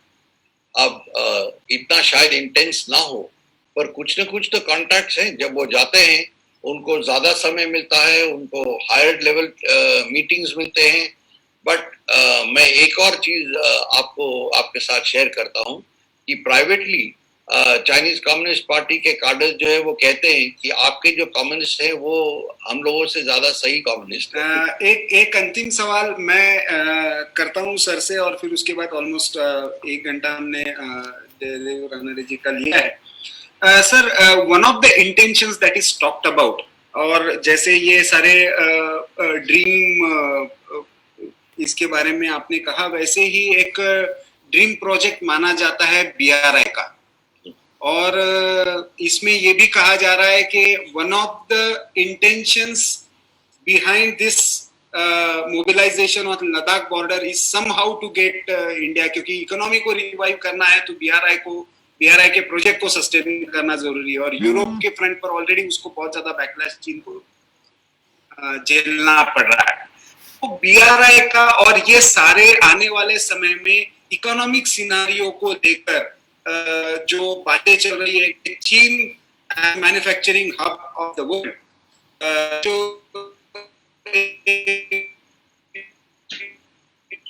बहुत, और इसमें BRI के प्रोजेक्ट का एक इम्पोर्टेंट इनको झेलना पड़ेगा।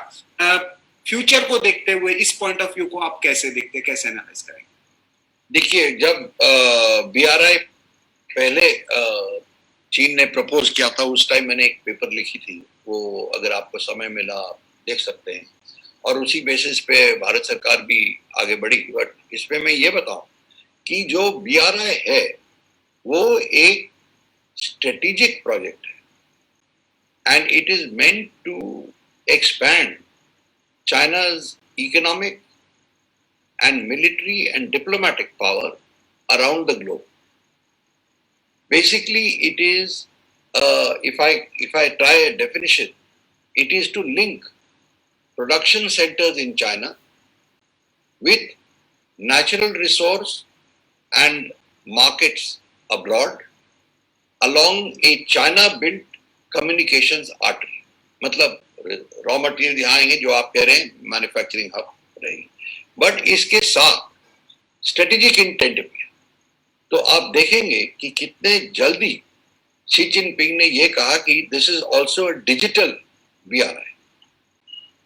So all their companies like Huawei, ZTE, Simtex, etc., they got into the act to set up digital nodes along the BRI, to set up landlines or Wi-Fi systems, mobile communication systems in countries along the BRI, wherever they could get. So that is one. And we have identified 1 or 2 places where they have set up intelligence centers. Means actually intelligence collection, digital intelligence collection centers along the BRI. So obviously it's multi-purpose. The third is, you can ask any economist or any transport economist, he will tell you that transporting goods by rail or road is 3 times more expensive than transporting by sea. So how does the BRI make sense there? It should be by sea. So I'll come to that also. So this is the BRI, what they're talking about. Then the BRI goes through very troubled areas. Central Asia, Pakistan, Balochistan, Turkey, they're all very troubled areas. Will they be safe or not? Will it be okay or not? These are problems which China is facing. And let me tell you that the BRI is already in trouble. They themselves are saying it is in trouble. In fact, if you read the Chinese Premier Li Keqiang's government work report, which he gave on the 21st of May, usme the previous report mein keh raha tha, we have got so many more people joining us, we have done this. Kuch nahi hai. Kehta we are making progress on BRI. That is all. It is a hint that things are not all okay. Separately, उनका जो largest think tank है government का, Chinese Academy of Social Sciences, government think tank है, यानी कि 10 बार ही सोचेंगे कुछ criticize करने के लिए, उन्होंने भी कहा कि BRI is managing CPEC is in trouble. मतलब the China-Pakistani. So things are not okay there. Then they have talked about a maritime Silk Route, which is the maritime component of BRI. I asked the Chinese once, I said, ships have been plying for so long along international sea lanes. Why are you now talking of a maritime Silk Route, where you have to build ports and you have to build warships to go along? So the point is, they are developing ports. There are 36 ports around the world today where the Chinese have got an investment. Either they are developing the port or they have developed. They've got one naval base in Djibouti, one in Gwadar, and one in Karachi already. Now, this is the kind of military expansion, strategic expansion that they're looking at. So, their intent is very clear, it is to have this. But what is the downside is that a lot of the countries, and after COVID even more, are unable to pay the interest on the amounts that they have taken from them. And China is now contemplating, and I read that somewhere, that what does it do? It can't write off all the loans. So they're trying to wonder how much loan to write off, for which countries they should write it off. So they're in trouble, and I think as their economic situation worsens, BRI also will get a problem. And let me share with you one more thing. When I was talking to a friend of mine in China, whom obviously I will not mention who and what, but he was telling me privately, he said, as long as Xi Jinping is there, BRI will remain. यानी कि all-round commitment नहीं है BRI. Thank you for bringing that point, sir. Lastly, seeing today's developments related to our, one small picture by Amul, and which was taken down by Twitter, and then after a lot of protests, we have seen Google Play Store, two important apps which were downloaded by many Indians recently. Do you see now, China using all these, digital space and cyber warfare for psychological purpose, social unrest, and this will become more potent threat than what is happening on Ladakh border, and we should be prepared for it, and what should be our approach towards this? Certainly, and I think you made a very good point. It's something we should all be alert for. China is going to go in a big, and they're already doing 2 or 3 things. One, they're trying to subvert our journalists, our opinion makers, our thought leaders. And they're doing it by, of course, inviting them, wining, dining, looking after them. That is only phase 1. But phase 2 and phase 3 are more dangerous. They are giving them, or whatever, educational scholarships or visiting fellowships or all that. And those are very, very lucrative. You make a lot of money on just one visit. And I can give you one example. Let us say you are representing your newspaper and you're invited to visit China. You say, okay, I'll come.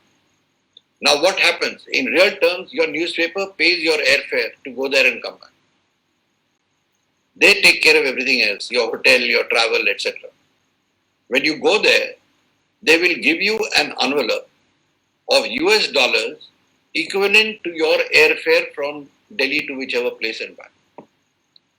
What happens? That money goes into your pocket because your airfare is paid by your company. Then they will tell you out there, do you mind giving one talk? Because you are such a respected person, you are so knowledgeable, etc., etc. In our university. So you will go and give a talk, you will get a very thick envelope as payment for that. And all your travel, etc. is taken care of. You come back a very happy man. That is one. The third is sitting at home. Every month or every second you get an envelope. Provided you are writing good stories about China or Tibet or whatever they have asked you. So this kind of subversion not only happening here, it's happening everywhere. But they're doing it in a very big way. The second is through the internet. As you said, apps. Many of these apps are dangerous because they take the data and push them to the servers in China, which are all in public security, by the way. So they go there, your data is being compromised.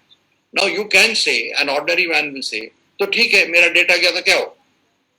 But the point is, for artificial intelligence, that data is very, very important because they are doing even ethnic and genetic profiling with that data.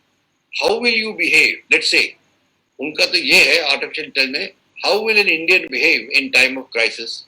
How will he behave in a time of war? What kind of decisions he will take? Then they will go even deeper. What kind of a decision will a Punjabi take after seeing, let's say they do an analysis of the composition of our army and they find so many percentage of this, so many, then they will do that. What kind of decisions will a Punjabi take? Will he be adventurous? Is he a risk taker? All that will come out through this. So data in the hands of someone else is always something which is very dicey. And far better we have it with ourselves. And maybe then we can share it or use it or sell it. That's a different matter. But the Chinese are going into this in a very big way. And very susceptible are the students. Again, let me share with you. I off and on am invited by Dharamsala, the Dalai Lama set up to go there and talk to them. And, Dalai Lama called me to be for talks with them. And I warned them some years ago. I said, your Tibetans are using WeChat. WeChat like our WhatsApp. China mein WeChat is the word. I said, why are they using WeChat? WeChat is under total surveillance. Total. Every letter is picked up. Why are the Tibetans who are here using it? So I was told, no, they can communicate better with their friends there. I said, you ask your friends to come to something else. But if you use another phone where you're only using it for communicating with them. Because the Chinese are keeping you under surveillance. So all your so-called Andruni baat is reaching Beijing before you know it. So things like that, they are doing it in a very big way. And you are quite right, we need to be careful. We need to educate our people. And I remember at one session we had, हम लोगों का था एक central knowledge, center for knowledge, this thing. There we had a session where I had suggested that we should start cybersecurity education or training in schools because our kids are the ones who really use this. Thank you, thanks a lot sir. कि जैसे हमने देखा कि हमने कल जहाँ पे छोड़ा था कि तियाननमेन स्क्वायर के मुद्दे पर कल तक हमने लेक्चर सीरीज में ये देखा था, वहाँ से आज हम कोविड-19, फिर जयदेव रनडे सर ने आज इंटरनल जो डायनामिक्स 2017 से कम्युनिस्ट पार्टी के अंदर चल रहे थे, शी जिनपिंग के खिलाफ का डिसैटिस्फैक्शन और एक तरह का रिजेंटमेंट था, उसके परिणाम और अभी पोस्ट कोविड सिचुएशन में उसके परिणाम चीन को भी और चीन के बाहर भी पूरे विश्व को भी कैसे देखने को मिल रहा है। एक मिलिट्री एग्रेशन से लेकर डिजिटल और इकोनॉमिक पोस्चरिंग तक सारे विषयों को हमने कवर किया।